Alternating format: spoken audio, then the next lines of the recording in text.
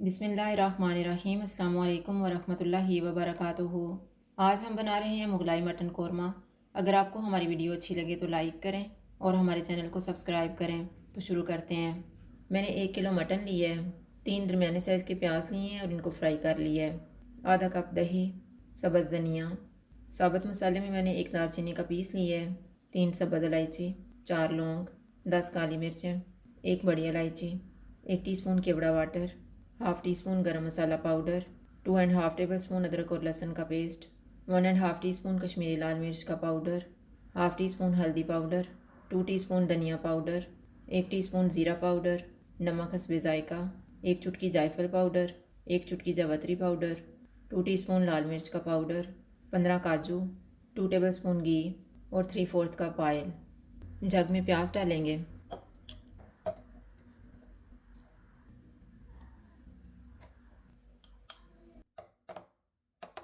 काजू डालेंगे, दही डालेंगे,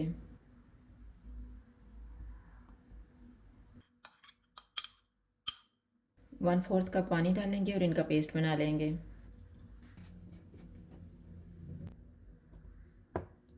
कुकर में ऑयल डालेंगे, घी डालेंगे। ऑयल और घी गर्म हो गया, इसमें साबुत मसाला डालेंगे। इसको 30 सेकंड तक फ्राई करेंगे। मटन डालेंगे,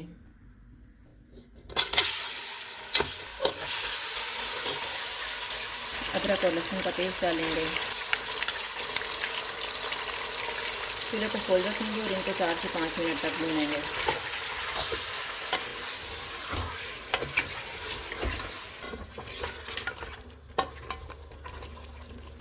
5 मिनट के बाद सारे मसाले डालेंगे। इनको 3 से 4 मिनट तक भूनेंगे।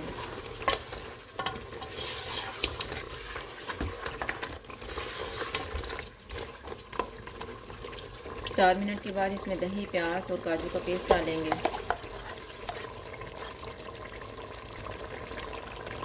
इसको ऑयल अलग होने तक भूनेंगे।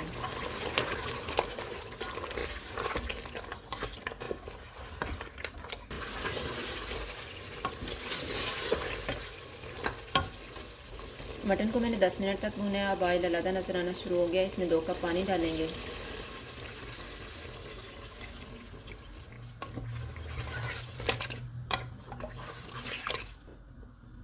कुकर पे ढक्कन लगाएंगे।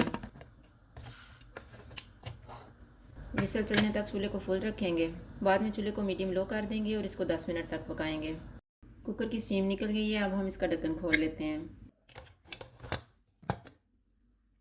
मटन का एक पीस निकाल के चेक कर लेते हैं कि ये गल गया है। मटन गल गया है। चूल्हे को ऑन करेंगे। इसमें गरम मसाला पाउडर डालेंगे, केवड़ा वाटर, धनिया डालेंगे,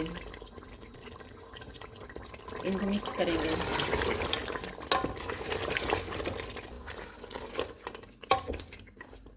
चूल्हा बंद कर देते हैं और इसको डिश आउट कर लेते हैं।